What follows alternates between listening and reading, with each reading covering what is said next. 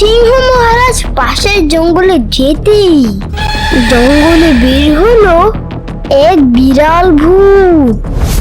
শুরু হলো পশু পাখিদের উপর অত্যাচার, আর তা দেখে সেই জঙ্গলে আবির্ভাব হলো এক হাঁস ভূতের।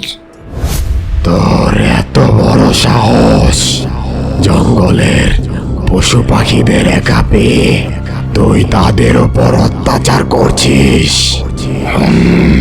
করছি, এতে তোর কি? তুই আমার কিছুই করতে পারবি না। আর এখন আমার খুব খিদে পেয়েছে, আমার সামনে থেকে সরে যা। আমি সব পশু পাখি তোরে তোরে খাবো।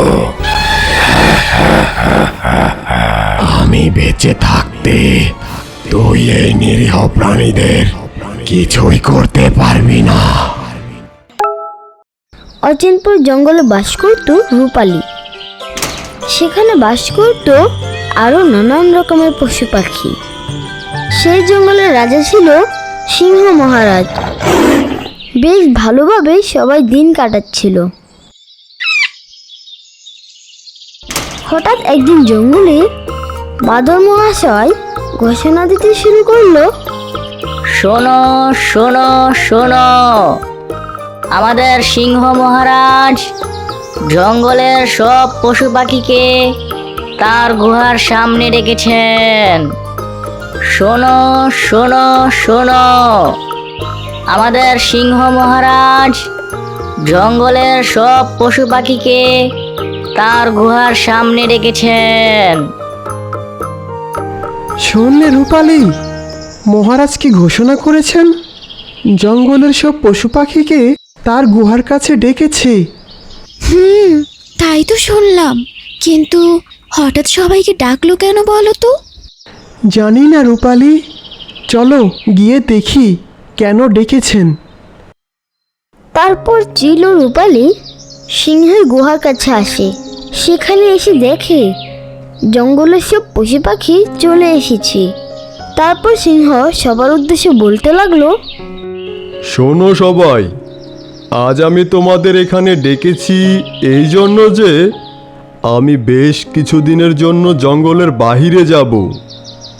আমার একটা জরুরি কাজ পড়ে গেছে, তাই আমি কিছুদিনের জন্য জঙ্গলের বাহিরে যাচ্ছি। মহারাজ, আপনি জঙ্গল থেকে চলে গেলে আমাদের কে দেখবে? এই জন্য আমি শিয়াল পণ্ডিতকে এই কিছুদিনের জন্য আমার দায়িত্ব দিয়েছি। সে তোমাদের সবাইকে দেখে শুনে রাখবে। মহারাজ, আপনি আমাকে যে দায়িত্ব দিয়েছেন আমি তা আমার জীবন দিয়ে হলেও পালন করব। ঠিক আছে শিয়াল, আমি জানি তুমি খুব বুদ্ধিমান, তাই তোমার উপর আমার বিশ্বাস আছে। আমি কাল ভোরেই রওনা হব। এখন তাহলে তোমরা সবাই যাও। ঠিক আছে মহারাজ, আপনি সাবধানে থাকবেন। আপনার কিছু হলে আমরা যে এতিম হয়ে যাব। আমি জানি তোমরা আমায় কত ভালোবাসো। তোমরাও সাবধানে থেকো। তারপর সব পশু পাখি সেখান থেকে চলে যায় এবং রূপালীও তার গুহায় ফিরে আসে আর ঘুমিয়ে যায়।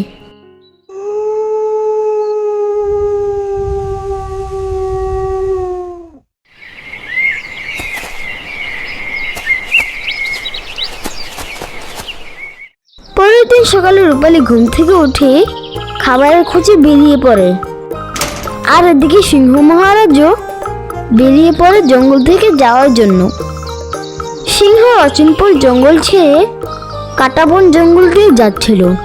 আর তখনই কাটাবন জঙ্গলে থাকা একটা বিড়াল ভূত তাকে দেখতে পায় আর মনে মনে ভাবে, আরে এ তো দেখি অচিনপুর জঙ্গলের সিংহরাজ। তা হঠাৎ জঙ্গল ছেড়ে কোথায় যাচ্ছে? না না, বিষয়টা আমাকে দেখতেই হচ্ছে। তারপর বিড়াল ভূত একটা কাককে ডাকে এবং বলে, শোনো কাক, তুমি এক্ষুনি অচিনপুর জঙ্গলে যাবে এবং জেনে আসবে যে সিংহ কোথায় গিয়েছে। আপনি কোনো চিন্তা করবেন না বিড়াল ভূত, আমি এখনই যাচ্ছি। কা কা। তারপর কাক বিড়াল ভূতের কথা মতো চলে যায় অচিনপুর। আর এদিকে রূপালী ও চিল একটা গাছের নিচে দাঁড়িয়ে কথা বলছিল। কি গো রূপালী, তোমার কি মনে হয় মহারাজ এভাবে চলে গিয়ে শিয়াল পণ্ডিতকে যে দায়িত্ব দিলেন, শিয়াল পণ্ডিত কি পারবে কোনো সমস্যা হলে তার মোকাবিলা করতে? জানি না গো চিল ভাই, আমিও তো এটাই ভাবছি। মহারাজকে ছাড়া আমরা যে কোনো বিপদের মোকাবেলা করতে পারবো না। এতদিন মহারাজ আমাদের বিপদ থেকে বাঁচিয়েছেন, এবার এই কয়দিন আমাদের একটু সাবধানেই থাকতে হবে। তুমি ঠিকই বলেছ। এখন তাহলে যাই, সন্ধ্যা হয়ে গেল যে। তারপর চিল ও রূপালী সেখান থেকে চলে যায়। আর এদিকে গাছে বসে কাক তাদের সব কথা শুনে ফেলে এবং বলে, আরে, সিংহরাজ কিছুদিনের জন্য জঙ্গলের বাইরে গেছে আর শিয়াল পণ্ডিতকে জঙ্গলের দায়িত্ব দেওয়া হয়েছে। যে যাই, তাড়াতাড়ি বিড়াল ভূতকে খবরটা দিয়ে আসি। তারপর কাক সেখান থেকে উড়ে গেল। আর এদিকে কাককে না আসতে দেখে বিড়াল ভূত অস্থির হয়ে পড়ে আর বলে, বোকা কাক, সেই কখন গিয়েছে, এখনো আসার নাম নেই। বোকাটাকে দিয়ে কোনো কাজ ঠিক মতো হয় না। বোকাটা কোনো কাজেরই না। বিড়াল ভূত, আমি এসে গেছি, আর কোনো চিন্তা করতে হবে না। তুই এসেছিস, তা কি খবর নিয়ে এলি বল। বিড়াল ভূত, খবর একেবারে পাকা। সিংহ কিছুদিনের জন্য জঙ্গলের বাইরে গেছে আর শিয়াল পণ্ডিতকে জঙ্গলের দায়িত্ব দেওয়া হয়েছে। কা কা কা। কি বলিস কি? তার মানে এখন জঙ্গলে কেউ নেই আমাকে আটকানোর মতো? পুরো জঙ্গল ফাঁকা। হ্যাঁ বিড়াল ভূত, এখন আর কেউ আপনাকে আটকাতে পারবে না।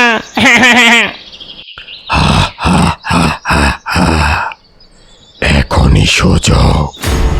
ওই জঙ্গলে গিয়ে সব পশু পাখি ধরে ধরে খাবো। হা হা হা হা হা। তারপর সেই রাতেই বিড়াল ভূতটা চলে আসে অচিনপুর জঙ্গলে এবং ভয়ঙ্কর আওয়াজ করতে থাকে।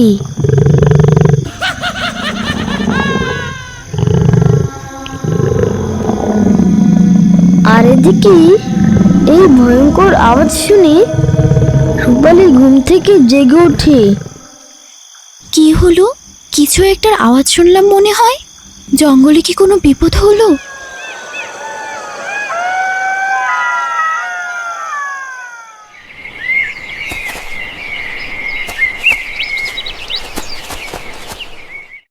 সকালে ঘুম থেকে উঠে রূপালী খাবারের খোঁজে বের হয়েছে।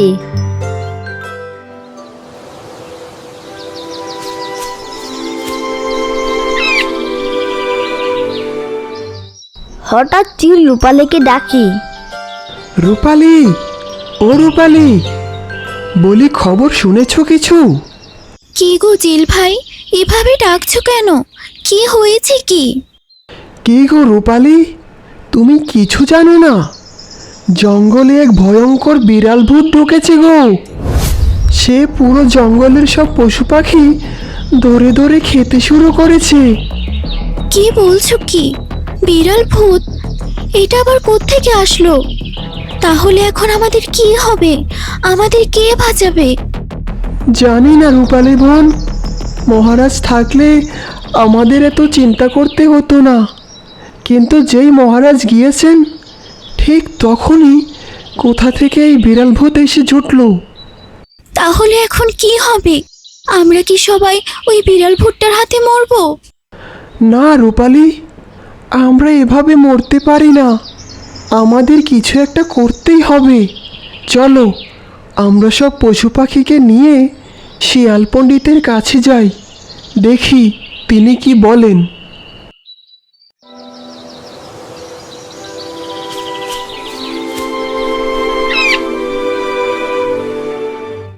তারপর জঙ্গলের সব পশু পাখিকে নিয়ে রূপালী ও চিল শিয়ালের কাছে আসে এবং বলতে লাগে, পণ্ডিত মশাই, কিছু একটা করুন।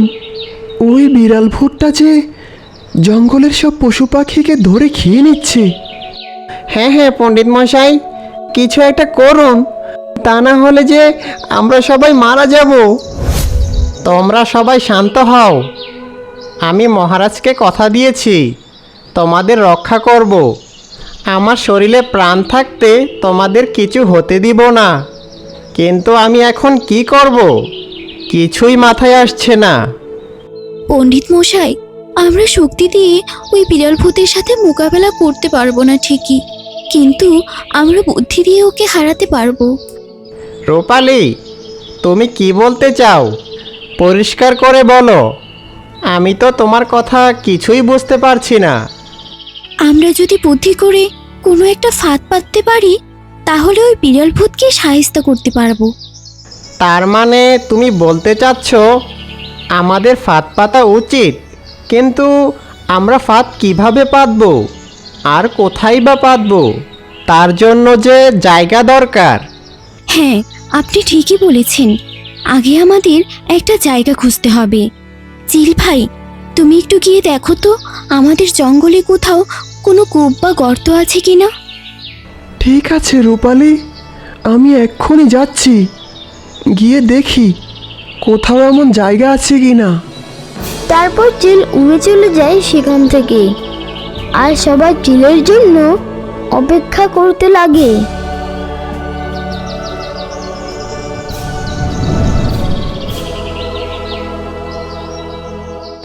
বেশ কয়েক ঘন্টা অপেক্ষা করার পর চিল ফিরে আসে এবং বলে, শোনো, জঙ্গলের উত্তরে কাঞ্চন দিঘির পাড়ে একটা পুরাতন কূপ আছে, যার পানি খুবই বিষাক্ত, তাই কেউ সেই কূপের পানি পান করে না। তাহলে আমরা সেখানে আমাদের ফাঁদ পাতবো। চলুন সবাই আমার সাথে। তারপর তারা সবাই সেই কূপের কাছে আসে এবং রূপালী সবাইকে বলে, শুনুন, আমরা যদি এই কূপের উপর ফাঁদটা পাতি, তাহলে বিড়াল ভূতকে শেষ করা যাবে। কিন্তু আমরা ফাঁদটা কিভাবে পাতবো? ফাঁদ পাতার জন্য আমাদের কিছু লতা পাতা এনে এই কূপটাকে ভালোভাবে ঢেকে দিতে হবে। তারপর ওই বিড়াল ভূতকে এখানে আনতে হবে।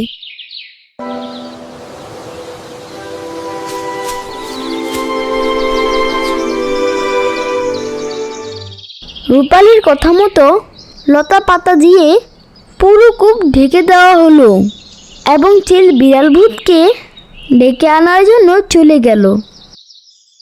আর এদিকে বিড়াল ভূতটা খাবারের খোঁজে জঙ্গলের এদিক সেদিক ঘুরতে লাগলো। কি ব্যাপার বুঝতে পারছি না, জঙ্গলের কোথাও কোনো প্রাণী দেখতে পাচ্ছি না কেন? তাহলে কি সবাই আমার ভয়ে পালিয়ে গেল? না না না, তাহলে যে আমাকে না খেয়ে মরতে হবে। যাই, আরো একটু সামনে গিয়ে দেখি কাউকে পাওয়া যায় কিনা। বিড়াল ভূতটা যেই সামনের দিকে এগিয়ে যাবে, ঠিক তখনই সেখানে আসে চিল। কি গো বিড়াল ভূত, এদিক ওদিক কি খুঁজছো? খাবার খুঁজে পাচ্ছ না বুঝি? কে, কার এত বড় সাহস যে আমার সাথে এভাবে কথা বলে? আমি গো বিড়াল ভূত, রাগ করো না। বেশ অনেকক্ষণ ধরেই দেখছি তুমি এদিক ওদিক খাবার খুঁজছো, তাই তোমাকে সাহায্য করতে এলাম। কি তুই করবি আমায় সাহায্য? তা কি সাহায্য করবি শুনি? আমি তোমায় সন্ধান দিতে পারি জঙ্গলের সবাই কোথায় আছে। কি? কোথায়? কোথায় আছে বল? খিদের জ্বালায় আমি যে মরে যাচ্ছি। তুই যদি আমায় সন্ধান দিতে পারিস তাহলে আমি কথা দিচ্ছি আমি তোকে কখনো খাবো না। ঠিক আছে, তাহলে শোনো, জঙ্গলের উত্তরে কাঞ্চনদিঘির পারে সবাই আছে, সেখানে গেলে তুমি সবাইকে পাবে। চিলের কথা শুনে বিড়াল ভূত আর দেরি না করে রওনা হয়। আর এদিকে রূপালীর কথা মতো একটা বাদর কূপের পাড়ে দাঁড়িয়ে থাকে, আর সবাই গাছের আড়ালে লুকিয়ে বিড়াল ভূতের অপেক্ষা করতে লাগে।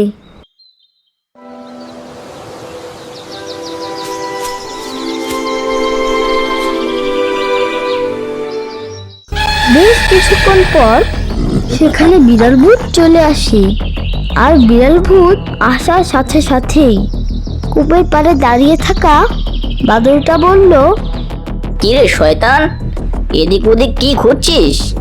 কাউকে খুঁজে পাচ্ছিস না বুঝি? সাহস থাকলে আমায় ধরে দেখা।